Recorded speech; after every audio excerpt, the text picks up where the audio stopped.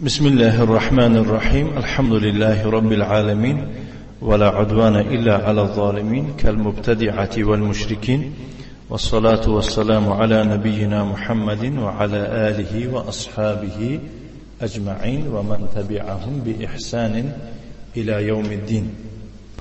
أما بعد، فنتابع درسنا من كتاب التعليق على الأصول الستة لفضيلة الشيخ العلامة أحمد بن يحيى النجمي رحمه الله تعالى. وقفنا عند قوله: فكان أهل العلم في زمانه قسمين. يعني مردمی علمداری زمان شیخ الاسلام محمد بن عبدالوهاب به دو قسم تقسیم شدن. یعنی همون عالماش، همون ملاهاش در دور شیخ الاسلام محمد بن عبدالوهاب با چند قسم تقسیم شده بودن؟ دو قسم تقسیم شده بودن. گفته است از شیخ: قسم عادوه و آذوه و افتوا بکفره. یک قسم به او عداوت کردن و آزارش دادن و فتوا دادن به کافر بودن او. اعوذ بالله. شیخ الاسلام محمد بن عبدالوهاب. فهمیدید؟ و هم الاکثرون. این قسمی بیشترش بود. و هم الذين عبر عنهم بقوله و بیان من تشبه بهم وليس منهم. رحمك الله.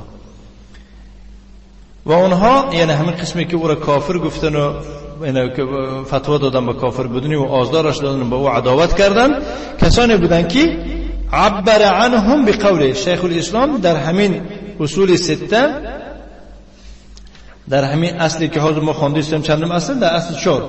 در اصل 4 همونها را گفته است که تفسیر کرده است به قول خود.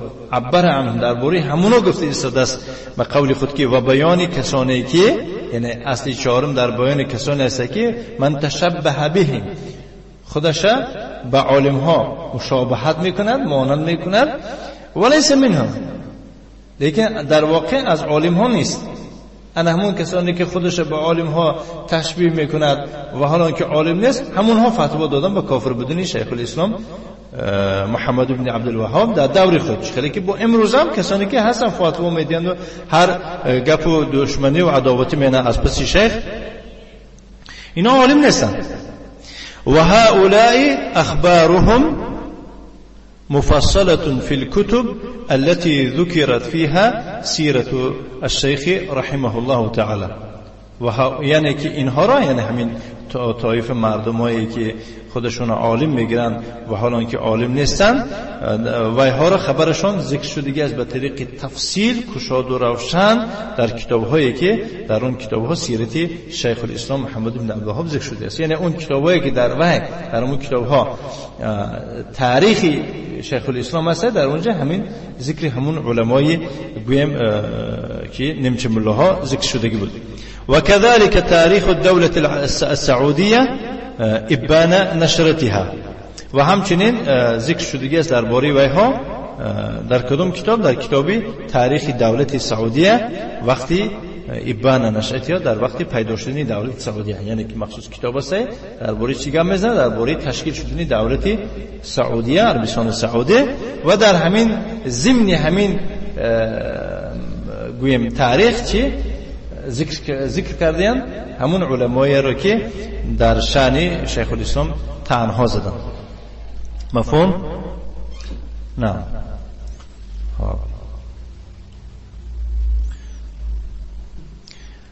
وقد صور الشيخ محمد بن إسماعيل الأمير الكحلاني ثم الصنعاني ما جرى للشيخ محمد بن عبد الوهاب بحسب ما وصل إليه من أخبار.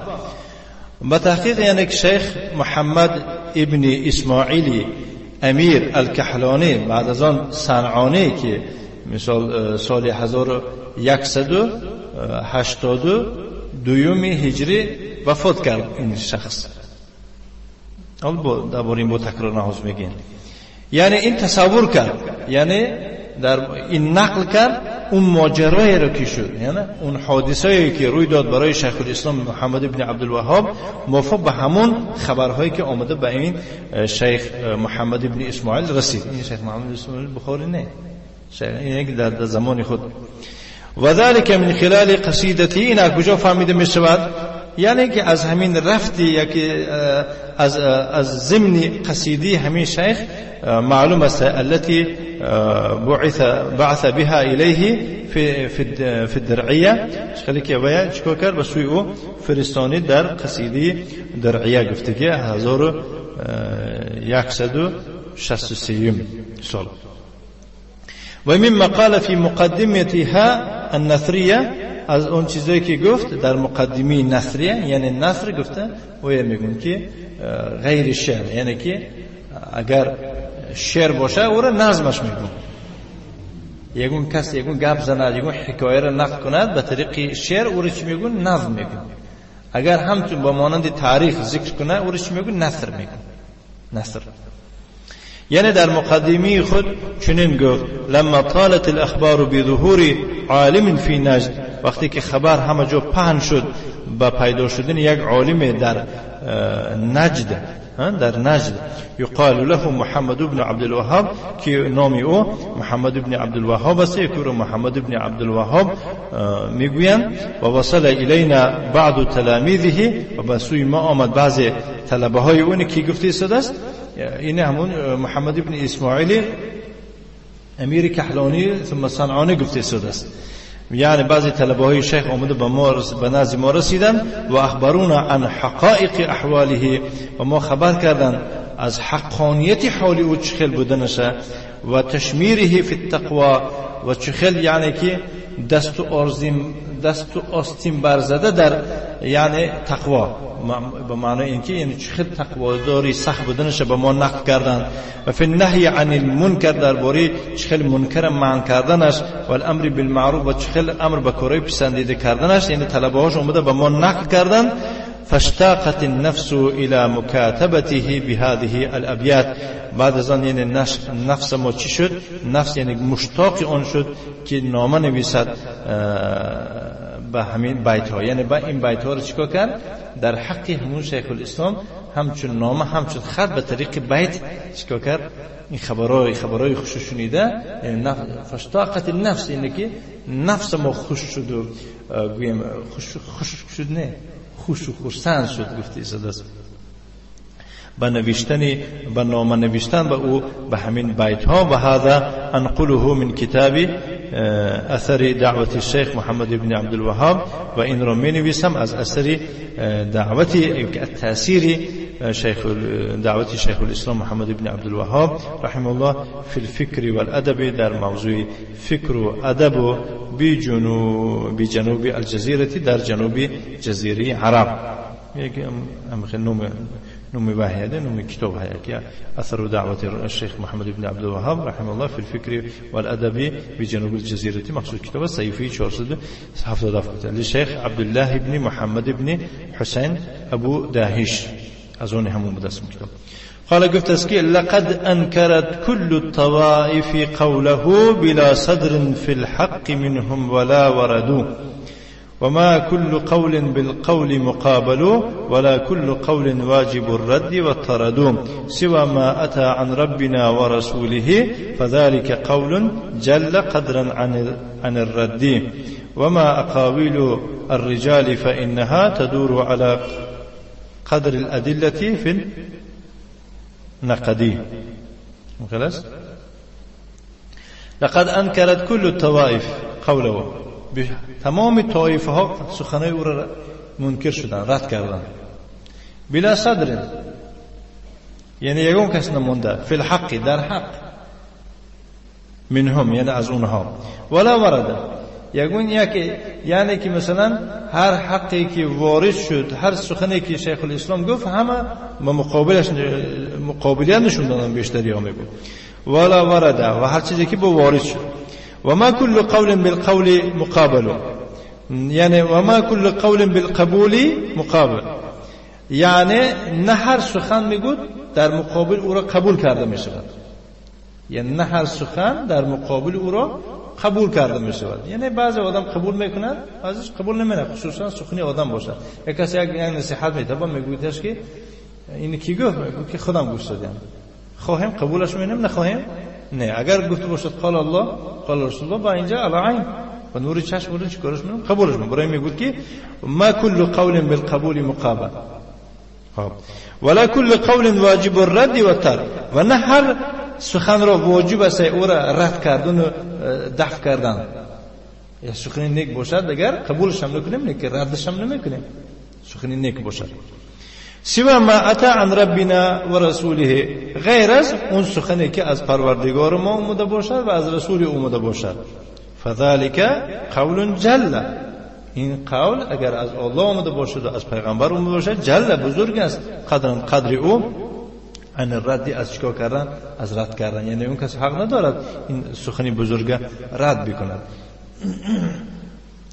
و اما اقاویل الرجال، اما سخنای مردم فلان گفت فانها تدور على قدر الادله، اینها رو چیکار کردن نکنه؟ اینا قدر دارن یا نه؟ سخنای فلان مذهب، این مذهب و اون مذهب، اینها دور میزنن به مقدار دلیل. یعنی قدر اینها به مقدار دلیل هست در چیکار کردن؟ در تنقید کردن. اگر ببینید که دلیل نداشته باشد تنقیدش میکنید، دلیل داشته باشد سکوت میکنی، قبولش میکنی. یعنی قبول سخنی که برای میگوید که و اما اقاویل الرجالی، اما گپ درباره سخنهای دیگه مردم میرفتنی باشد، ها عالم ها علم ها باشد، اینا رو چیکار کردن کنه؟ اینها میگوید تدور علی قدر الادله، اینا موافق به همون دلیلشون، در تنقید کردن موافق به دلیلشون. اگر ببینید دلیل نداشته باشن تنقید کردن حق داری، اگر ما باید دلیل داشته باشن چی؟ تنقید کردن حق نداری. و اقول، و میفرمایم که شیخ احمد میفرماید که و اقول کل طوائف البدع قد انکروا قوله، تمام طایفه های اهل بدعت سخنای شیخ انکار کردند، لان دعوته سلفیه بحته، زیرا اینکه دعوت شیخ الاسلام محمد بن عبدالوهاب دعوت سلفی بود. بچخصه بحته، یعنی سلفی خالصی که یگان آلوده نداشت. اون مانند رنگ امروزه، یعنی که سلفی های یعنی چی؟ مدعیانه به نام گوه که خودش سلفی میگره، اما جوره یعنی که ویرون کرده و میگرزن گشت. تقوم على الأدلة من كتاب الله وصحيح سنة رسول الله صلى الله عليه وسلم، یعنی دعوت او قائم بود، پایدار بود به دلیل از کتاب الله و از صحیح سنت پیغمبر صلی الله علیه و آله و سلم، پایه داشت، ریشه داشت. و علی فهم السلف الصالح، هر سخنی که میگفت، هر دلیلی که از قرآن و حدیث میگرفت موافق به فهمیش سلف صالح او را معنی داد و تفسیر میکرد. ولذلك، برای خاطر همین است که فإن دعوته تهدم الخرافة، همین خاطر است که دعوت شیخ الاسلام بتون خرافات، چیزای ساخته را بی اساس ویرون میکند. التي قامت عليها عقیده الصوفیه، که در اساس خرافات افسانه ها برپا شده است عقیده صوفیه. یعنی عقیده صوفیه از چی تشکیل شده است؟ از همین خرافات، از افسانه تشکیل شده. خواب دیدم پیرم اومد و گفت این خیلی کن، خواب دیدم پیرم گفت که تو بعد از چند روز میپری. و عبادت القبور، مفهوم؟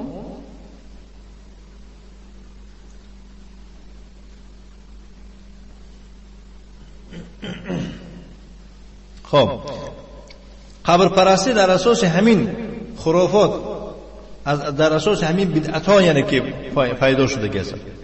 و تأبى التعطیل الذي قامت عليه عقیده الجهمیه، یعنی دعوت شیخ الاسلام فإن دعوته تأبى، میشه انکار میکنه دعوت شیخ الاسلام. چرا تعطیل؟ معنای تعطیل چیه؟ تعطیل اصلا یک معنای لغوی یک چیز خالی کردن میگن. مثلا بیعر معطلت میگن چاهی ویران شدگی، یعنی چاه هست درنش آبش تمام شدگی، نامش هست درنش ویران، درنش خالی. مثلا گریم دعوت شیخ الاسلام ویرون میکنه تعطیل رو. تعطیل در چی میکنه؟ در اسم و صفات الله. بعضی اهل معطله الذي این تعطیل چنان پایه است که یا که چنان برنامه است که قامت علیه عقیده الجهمیه، عقیده جهمیه درباره او قائم است. یعنی عقیده جهمیه عقیده تعطیل و ایرون کردن صفات ها، یعنی که درش خالی میکنن. و تعب تأمیر العقول على النصوص، نگاه کنید، و دعوتی شیخ الاسلام منع میکند، قبول نمیکند. چرا؟ امیر قرار دادن عقل ها را بالای دلیل ها، بالای متن های قرآن و حدیث. خیلی که مثال گیریم عقلشون رو پیش میگیرن. حزب تحریر چی میگوید؟ عقل مقدم است، انسان باید اول فکر کند، بعد از آن عقل مقدمه. میگوید از چی؟ از نقل. این رد میکند. ممکن عقلی تو تماما صرافه هم نرود به دلیل قرآن، بعد چیکارش میکنه؟ دیگه دلیل قرآن قبول نمیکنه، یک بی‌فراستیه. فما قبلته منها اخذ، یعنی این خیلی عقل بوده است، اگر اون چیز را قبول کند عقل از همون دلیل ها اخذ و گرفته میشود. و ما لم تقبله منها رد، عقل چیز دلیل را قبول نکند او را رد کرده میشه. نعوذ بالله، این کفره اگر انسان یعنی که حلال داند. و هو الذي قامت عليه عقیده المعتزله، این همون است که عقیده معتزله برپا است، این قائم است، در همین اساس پایدار. و تعب تأویل نصوص الصفات الذي يؤدي الى تعطيلها، این الذي برای خاطر نصوص برای تعویل.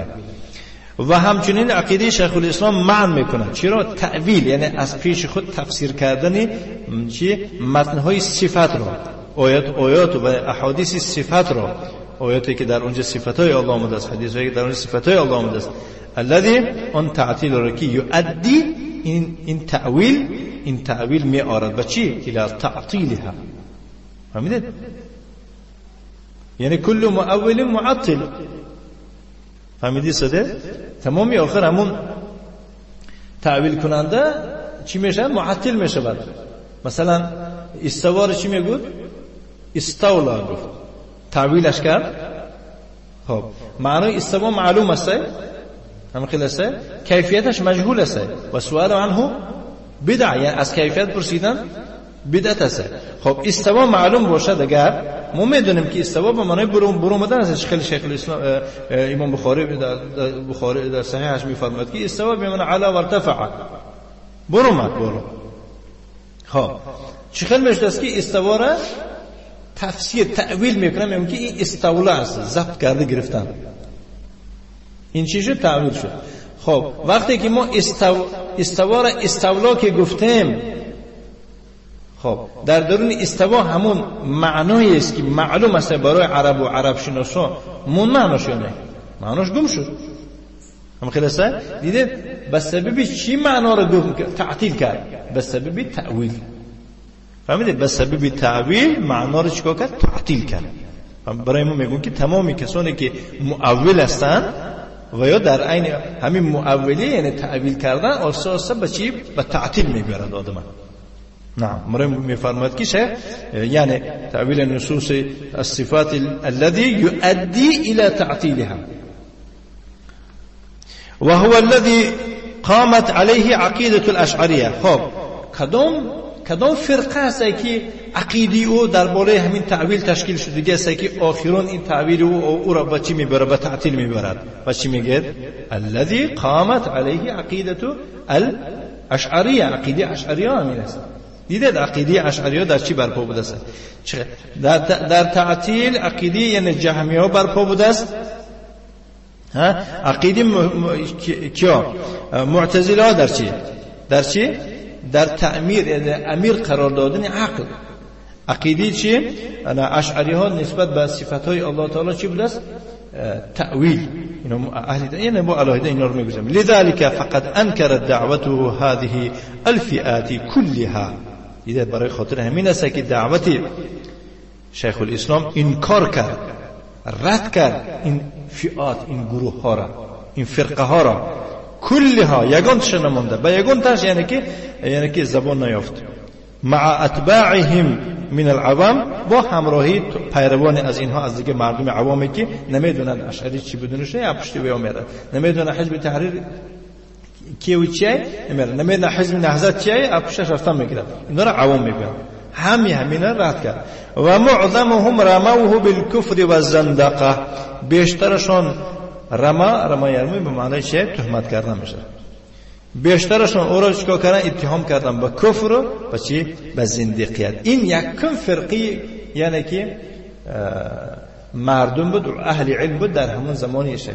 اکنون دویم فرقه، قسم لم يقبل دعوته رحمه الله منهم الا القليل او اقل القليل من العلماء.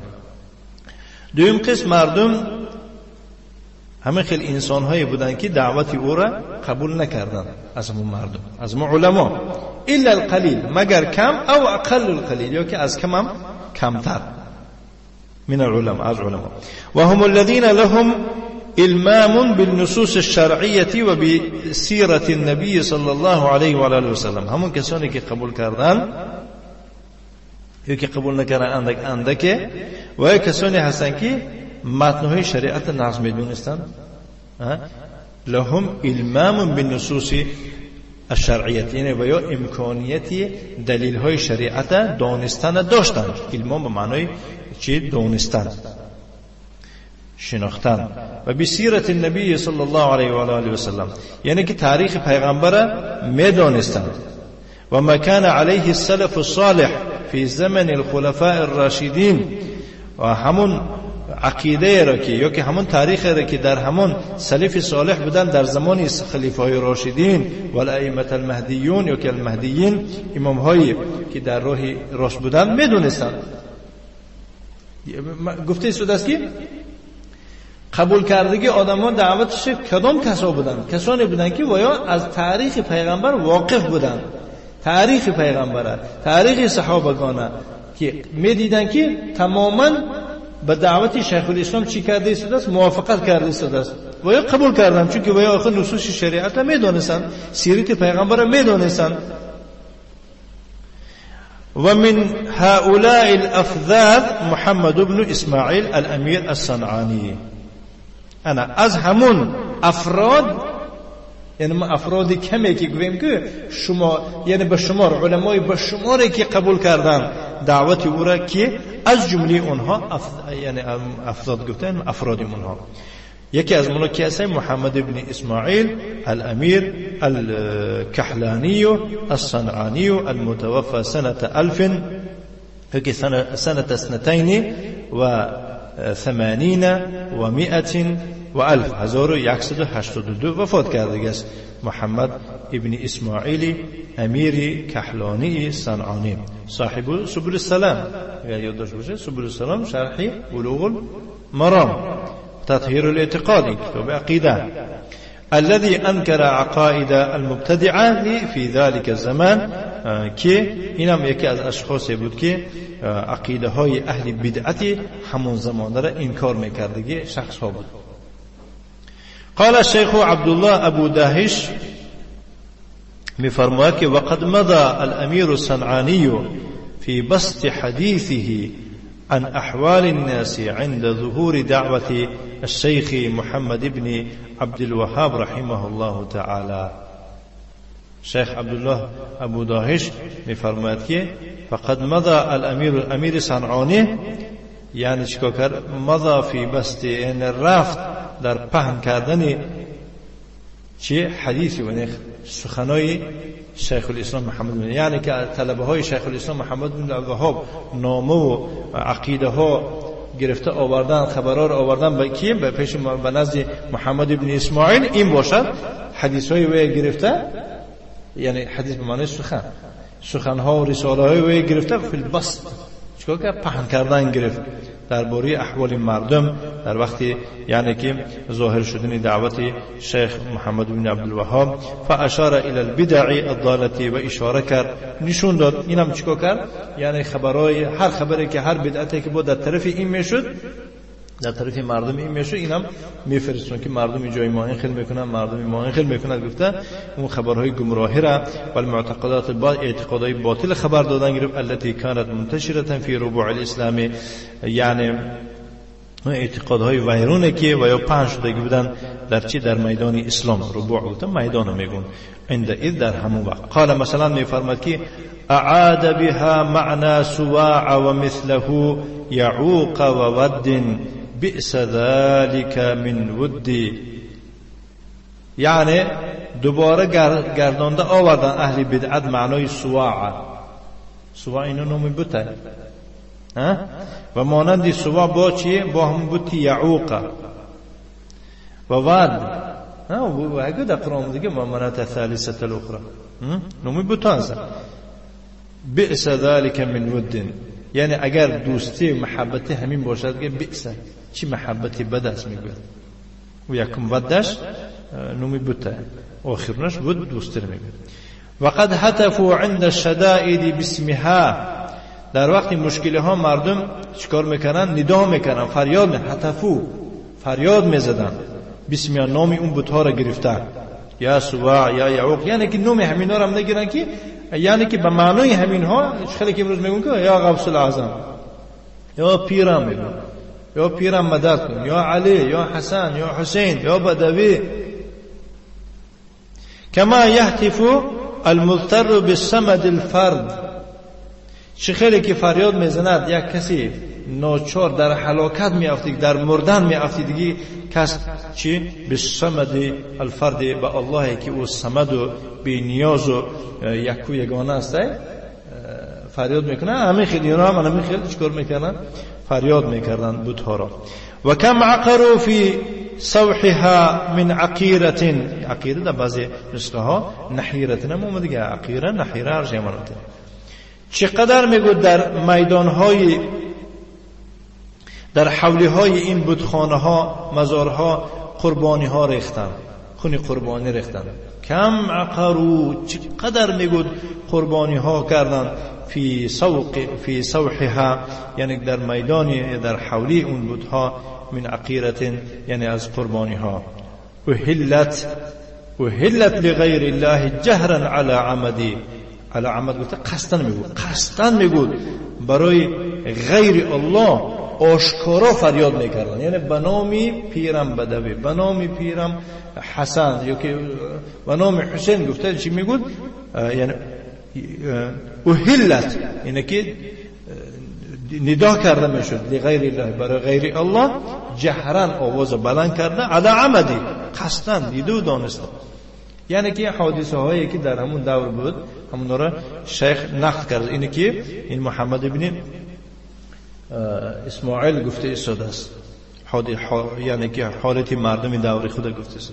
و کم طائف حول القبور مقبلی، چقدر انسان بود که در این دور ما هست که طواف میکنه در اطراف قبرها، مقبلین بوسه کردن.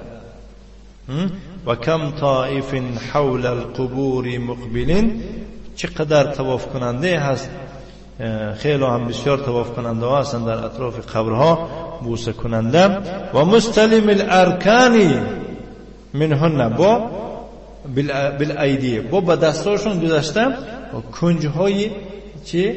کنجهای همون قبر و مزارا را میشکن. مستلم چقدر که همون کنج کعبه هر گوره میبویه خیلی میکنن که مثلا استلام میکنن یا که اشاره میکنن یا که اومده اگر رسیگر بوسه کرده یا که مولیده میگذاریم همه خیلی. و مستلم الارکان، هر یک کنج و ها را چکار می بالایدی به دست ها میسوان. لقد سرني ما جاءني من طريقه وكنت أرى هذه الطريقة لي وحدي. لقد سرني ما جاءني من طريقه، بتحقیق مرا خرسان میکند اون چیزی که از همون راهی وی آمد، یعنی درباره تعریف شیخ الاسلام گفته است. من خرسان شدم میگود که از طرف وی برای من همه خیلی خبرها اومد. و كنت أرى هذه طريقة لي وحدي، یعنی من همین روز این دعوت او را میبینم که یک راهی من بوده است، یعنی ما هم عقیده بوده است میگود به شیخ الاسلام.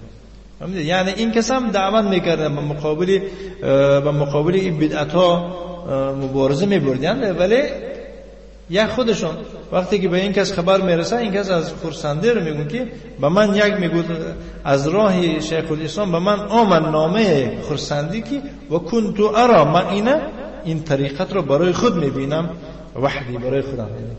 یعنی که این خیلی آدم نیست که با این در این طرفای ما آدم یافت نمیشد که دعوت شیخ الاسلام قبول کنند غیر از خودم میگم. یعنی که مردم پیش منم نزدی منم به همین که گردابی حلاکت و زلالت گرفتارم میشه. الهام قال و در آخر میفرماید که و هذا اغتراب الدین فاصبر اننی. این برای این کی گفته است؟ شیخ الاسلام گفته است. و هذا اغتراب الدین، این غربت دین است، یعنی دین غریب شده است. میگوید فاصبر، صبر کن. فاننی غریب، منم رنگ تو چیم غریب هستم در این کشور. و اعدای کثیر بلا عدی، دشمنای من بسیار هستند حسابش نیستن، عددش نیست. و بالجمله خلاصه فإن الشيخ محمد بن عبد الوهاب رحمه الله يريد أن يفرق بين أهل العلم والفقه في الدين. یعنی خلاصه در این اصل چهارم شیخ الاسلام محمد بن عبد الوهاب میخواهد که جدا کند بین اهل علم و اهل فقه در دین و بین المتسمین بالعلم والفقه و بین اون کسانی که خودشون به علم و فقه نسبت میدهند، یا که علم تراشا، عالم تراشا، فقیه تراشا. ولیسوا اهلا لذلك، و حالان که خودشون اهل لایقی آن نیستند. فانهم ينبذون من جاء بالحق بالقاب كاذبه، وایها با لقب‌های دروغ کسی که حق را بیارد او را لقب گذار میکنند. خیلی که امروز کسی حق گوید چیه آسان نمیگه وهابی، سلفیه. برای چی؟ برای اینکه حق آورده است. و یصفونه باوصاف خاطئه، همین ها هستند که او را وصف میکنن با صفات‌های نادرست. فیقولون، میگن که مجنون، دیوانه است وی، او زندیق، یا که زندیق است، او غیر ذلك و غیر از این دیگه گپای بی معنی. كما قال المشركون للنبي صلى الله عليه وآله وسلم في قول الله تعالى، چخاله که مشرکان در دور پیغمبر علیه الصلاه و السلام نسبت پیغمبر صلی الله علیه و آله میفرمودند، میگفتند، همین خیلی میکردند نسبت شیخ الاسلام هم. چخاله که در قول الله مقدس میفرماید که كذلك ما اتى الذين من قبلهم من رسول، همچنین هر رسولی که از اینها پیش آمدگی بود قالوا ساحر، یعنی که ما اگر مای نافیش گیرد و ایلا رو گیرد که به هم خیلی معلوم میتید. برای مشکل است اگر با مای نافیه با استثناء قطعی گویر من گویم معناش نمیفهمم. چون که همچنین نمی آمد کسانی رو که قبل از اینها بودن رسول مگر میگفتن. یعنی برای ما شاید از استثناء از نفی من برآورده گویم، اینا معناش میشه که همچنین هر رسولی که قبل از ایشان به ایشان می آمده بود میگفتند که جادوگر است یا دیوانه است. یعنی این گپی نو نیست، طعنه زدن این بدبخت‌ها، این مشرک‌ها، این یا که منافق‌ها، یا که این بی‌سوادا یا این بی‌خردا، طعنه زدنشون نسبت اهل حق، این گپی نو نیست. الله تعالی میفرماید که كذلك، انا من خیل بود میگود ما اتى الذين من قبلهم، یعنی از اینها پیش کسی از رسول می آمد قالوا ساحرون، فهمیدید؟ جادوگرش میگفتن و مجنون دیوانش میگفتن. اتواصوا به، یعنی این کافرها در دیوانه گفتن، در ساحر گفتن، یک دیگرشون وصیت کردن. یعنی این میراثی گرفتن. همون دوره که در دوره نوح پیغمبر ضدیت نشون میدادن، طعنه ها میزدن، امروز میبینید در همین دوره این مشرکا، این منافقا، از این یعنی که بی‌سوادا همین خیل یک خیل میبینید. الله میگه که اتواصوا به، اینا یکدیگرشون سپارش دادن که من میمرم و یکون اهل حق بیاد تو دیوونش بود، ساحرش بود. با اینا چی؟ با هر یک از مساگرین فهمیدید زدید؟ یعنی که امروز اگر لوای توحید محمد ابن عبد الوهاب برداشته آورده باشد، همون ابو جهلی که پیغمبر علیه السلام طعنه ها میزد، همون ابو لهبی که پیغمبر علیه السلام طعنه ها میزد، امروز رنگی همین ها انسان ها یافت شدن که شیخ الاسلام طعنه میزنن. الله میگه که اتواصوا به، همین گپی بی معنی را یا که گپای ناحق در حقی اهل حق گفتن اتواصوا به، یک دیگر میراث گرفت دیگه، یک دیگر سپارش داد دیگه. میگفت الله تعالی میگه بعد چی میگوید؟ بله، نه. اینا که فرعون خبردار نیست. بسیار آدماش میگن فرعون خبردار نیست، از ابو جهل و از ابو لهب خبردار نیست. خب بعد چی خیال شده است که اینا را همون گپا رو گفتی سعودیان؟ بل هم قوم طاغون، اینا قومی چند؟ تجاوزکاران. انسان که تجاوز کرد از حد حدود انسانیت که برومد، دایره انسان برومد، چیکار میکنن؟ همه این خیل سخنهای میزند که سخنهاش موافق با سخنهای فرعون، موافق با سخنهای ابو لهب و یعنی که ابو جهل. فهمیدید؟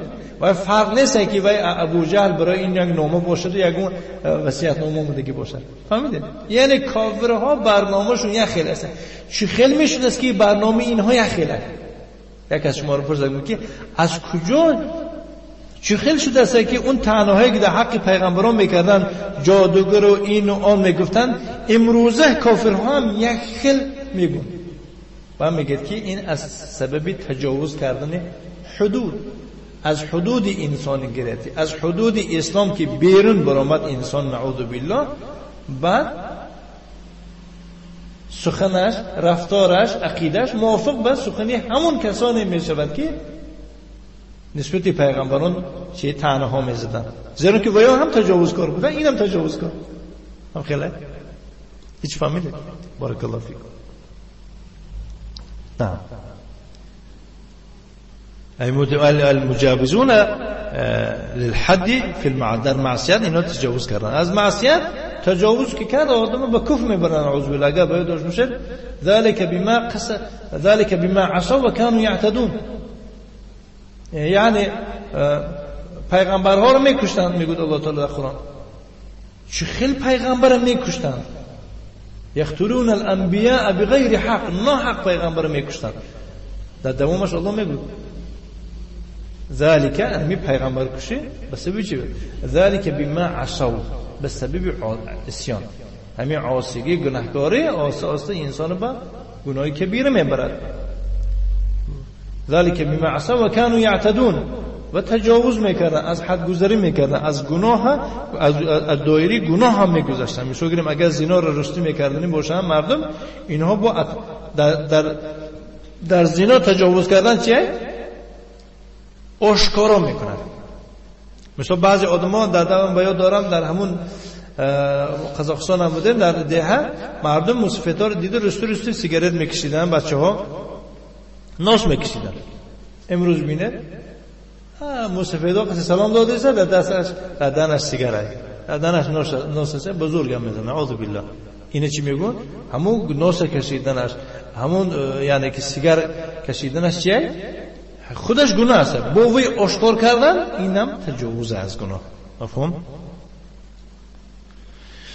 نعم. قوله ثم صار هذا اغرب الاشیاء، بعد از این از همه چیزهای غریب شد. یعنی چیز غریب شد؟ اتباع الكتاب و السنه، پیروی از کتاب و سنت غریب شد.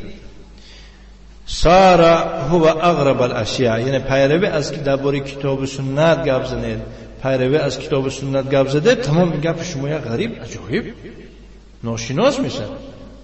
فصار العلم والفقه هو البدع والضلالات. با علم چی شد در نزد ها؟ علم فقه در نزد ها همون بدعت و همون ضلالاتی که خودشون میکنه هواه. و خیار ما عندهم، بهترین چیزی که در نزد ها است چیه؟ لبس الحق بالباطل، حق به باطل ارلش کردن. مولد پیغمبر تشکیل میکنن، باطل در درنش چیکار میکنن؟ صلوات به پیغمبر میفرستن هر بار که نام پیغمبر میشنون، صلی الله علیه و سلم. صلوات به پیغمبر فرستن حق یا باطل؟ حق است. انا ما حق به باطل آمیختن.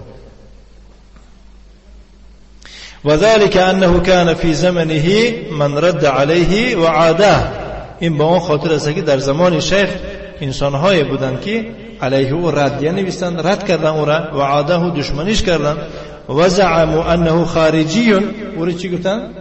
خارجیش گفتن، یعنی از بیرون اومده دیگه، این عرب نیست، این از انگل اومده. خیلی که آزم میگن بدبختا. و سموه هو و اصحابه خوارج، خودش و تمام طلبه هاش هم چی گفتن؟ خوارجش گفتن.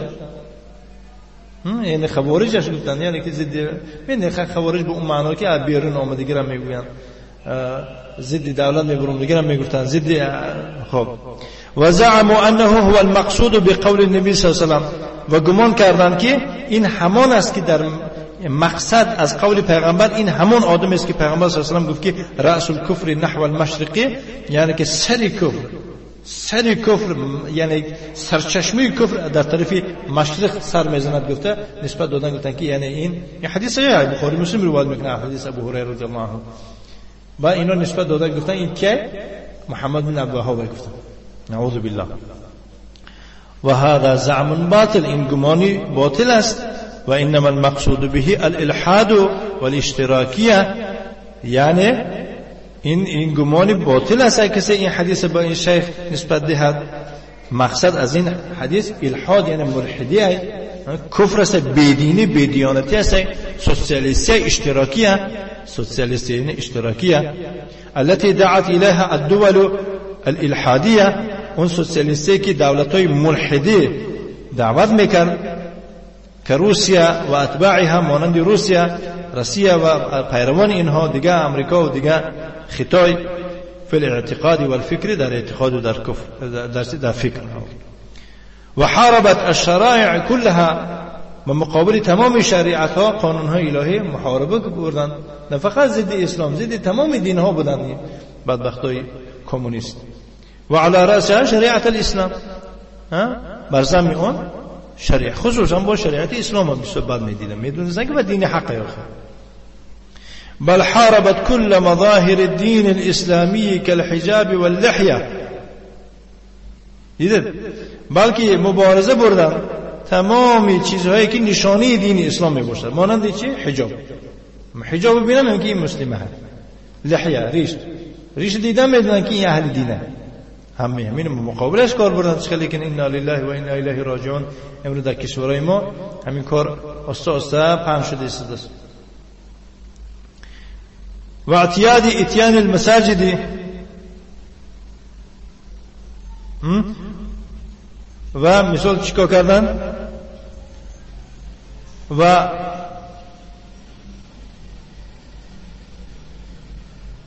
به مسجد آمدن، مخلصه به مسجد آمدن من میکردن، برای چی؟ برای خاطر اینکه از شعارهای اسلام هست. از خیلی که امروز شده است خبرم میشنویم که گویا که چیکار کرده استادن مردم هم مسجد رو من کرده استادن، همه میان پشت چه هست؟ پشتی یعنی از شریعت دور شدن، خدمت نکردن ملاها کار نمیکنن، فرقه ها تشکیل میشه، بعد در نام اسلام میگن ترکشان میکنن، میگن ترور میکنن، با دولت مجبور است چیکار کنن؟ دستگیر میکنن، رشدار میبینن، دستگیر میکنن داخل کتابا امخه. فعليهم لعائن الله، لعنت الله به همین کسابا، یعنی کیار گشوده است مو کمونیستا و بدبختی که ضد اسلام گشوده است، و موجبات غضبهم، و اون چیزهایی که سبب غضب الله میشن همونا به اونشون بود. والمهم ان علماء ذلك الزمن حملوا الحديث على انه اشاره الى دعوه الشيخ محمد بن عبد الوهاب رحمه الله. مهم آن است که علمای همون دوره این حدیث حمل کردن علیه، با آن حمل کردن که این اشاره به دعوت شیخ الاسلام محمد بن عبد الوهاب گفتن، مع ان دعوت الشیخ هي احیاء لدعوة التوحید. حالا آنکه دعوت شیخ اگر نگاه کنید این احیای توحید است، دعوت توحید زنده میکند، التي بعث بها النبي صلی الله علیه وسلم، اون دعوتی که به خاطر همان شده پیامبر صلی الله علیه و سلم مبعوث کردید، و کل نبی و تمامی پیغمبر دیگر از پیغمبران پیشینه. و بالله التوفیق، و از الله سبحانه و تعالی یاردم که الله سبحانه و تعالی خودش توفیق دهد. و صلی الله و سلم علی نبینا محمد و علی آله و اصحابه و سلم تسلیما مزیدا.